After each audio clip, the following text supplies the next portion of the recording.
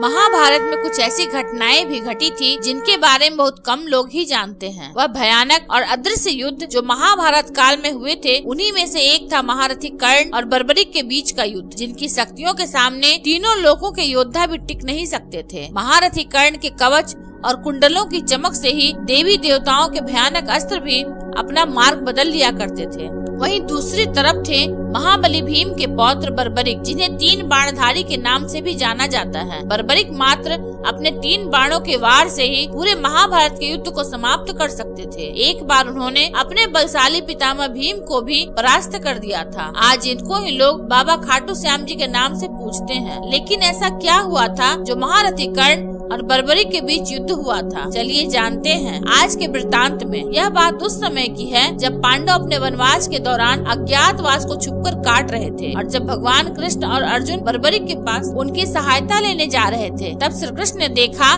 कि उनका पीछा कौरवों का एक गुप्तचर कर रहा है। वह गुप्तचर इस बात की जानकारी दुर्योधन को दे देता है। तभी दुर्योधन पांडवों का अज्ञातवास भंग करने की मंशा से घटोत्कच की गुफा की तरफ चल पड़ता है। वहाँ दुर्योधन अपने साथ कर्ण और सेना की एक टुकड़ी को भी ले जाते हैं और सैनिक गुफा को चारों ओर से घेर लेते हैं। लेकिन श्री कृष्ण यह बात पहले ही समझ जाते हैं और अर्जुन को इसकी जानकारी दे देते हैं। यह सुनते ही अर्जुन गुस्से में गुफा से बाहर जाने लगते हैं। लेकिन तभी श्री कृष्ण अर्जुन को रोकते हुए कहते हैं कि नहीं पार्थ, यह उपयुक्त समय नहीं है। अभी तुम लोग अज्ञातवास भोग रहे हो और वह यही चाहते हैं। तभी साथ में खड़े बर्बरीक कहते हैं कि हे प्रभु, मैं उन्हें रोकूंगा या तो शांति से या फिर युद्ध करके। इस पर श्री कृष्ण कहते हैं कि आप शायद जानते नहीं कि महारथी कर्ण कितने शक्तिशाली हैं। उन्हें रोक पाना इतना आसान नहीं होगा। तब बर्बरीक कहते हैं, हे गोविंद, आपको शायद मेरी शक्तियों का अंदाजा नहीं है। इतना कहकर बर्बरीक गुफा के बाहर आ जाते हैं और दुर्योधन और कर्ण को प्रणाम करते हुए कहते हैं, बताइए आपका इस प्रकार यहाँ कैसे आना हुआ? तब दुर्योधन कहता है, बालक, हमें इस गुफा के अंदर जाना है, हमें किसी की तलाश है। इस पर बर्बरीक कहते हैं, मुझे क्षमा कीजिएगा, इस समय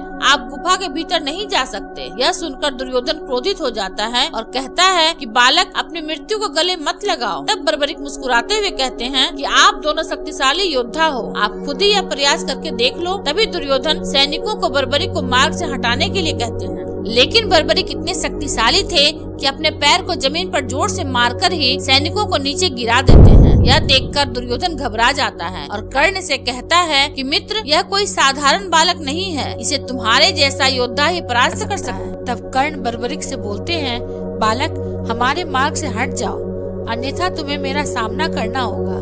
तब बर्बरीक कहते हैं, आप भी प्रयास कर लीजिए महारथी कर्ण। तब कर्ण बर्बरीक की ओर धनुष की प्रत्यंचा को खींचते हैं और छोड़ देते हैं। तभी इतनी जोर से हवा चलती है कि वहाँ खड़े सारे सैनिकों में हाहाकार मच जाता है। लेकिन कर्ण के उस अस्त्र का प्रभाव बर्बरीक पर तनिक भी नहीं होता है। तभी बर्बरीक भी अपने धनुष की प्रत्यंचा खींचते हैं और छोड़ते हैं। उस अस्त्र से दुर्योधन घायल होकर नीचे गिर जाते हैं। यह देखकर बर्बरीक हंसने लगते हैं और कहते हैं, आप ठीक तो हैं तातश्री? इससे दुर्योधन को बहुत गुस्सा आता है और वे कर्ण को बोलते हैं, इस बालक को यम के पास पहुंचा दो। तब कर्ण बर्बरीक पर वरुणास्त्र चला देते हैं। बदले में बर्बरीक भी अग्नि अस्त्र चला देते हैं और दोनों अस्त्र टकराकर नष्ट हो जाते हैं। ऐसे ही दोनों में घमासान युद्ध चलता रहता है। दोनों ही वीर एक दूसरे पर घमासान दिव्य अस्त्रों का प्रयोग करते हैं, लेकिन दोनों में से कोई भी परास्त नहीं होता। तब बर्बरीक अपने दिव्यास्त्र को आह्वान देते हैं और बोलते हैं, इस अस्त्र को कोई भी नहीं रोक सकता। लेकिन बर्बरीक अपना दिव्यास्त्र कर्ण के बजाय दुर्योधन पर छोड़ देते हैं और महारथी कर्ण अपने द्वारा उसे रोकने का प्रयास करते हैं, लेकिन उसे रोक नहीं पाते हैं और वह अस्त्र दुर्योधन की ओर बढ़ने लगता है। यह देखकर महारथी कर्ण स्वयं दुर्योधन के सामने आकर खड़े हो जाते हैं। फिर जब वह दिव्यास्त्र कर्ण से टकराने ही वाला होता है, तभी उनका दिव्य कवच प्रकट हो जाता है और उस कवच से टकराकर वह अस्त्र नष्ट हो जाता है। यह देखकर बर्बरीक को आश्चर्य होता है। वे मन ही मन सोचते हैं, यह कैसे संभव हो सकता है? इस दिव्य अस्त्र को तो केवल इंद्र का वज्र ही रोक सकता था। तब दुर्योधन कहते हैं, यह भगवान सूर्य की अभेद अमृत से निर्मित दिव्य कवच है। इसे तीनों लोकों में कोई भी योद्धा तोड़ नहीं सकता। तुम्हारा हर प्रयास विफल हो जाएगा। यह तुम्हारे बस की बात नहीं बालक।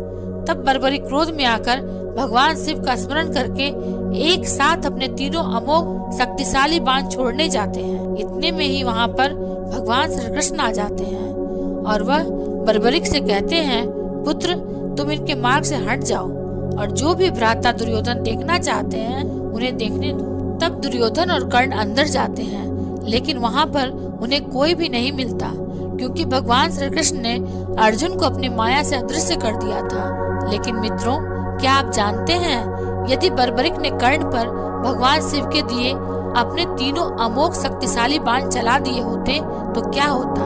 क्या कर्ण का कवच टूट जाता? और आप महाभारत में किसे सबसे शक्तिशाली योद्धा मानते हैं? कृपाचार्य, कर्ण, भीष्म पितामह, अर्जुन, बर्बरिक या फिर शिखंडी या फिर किसी और को?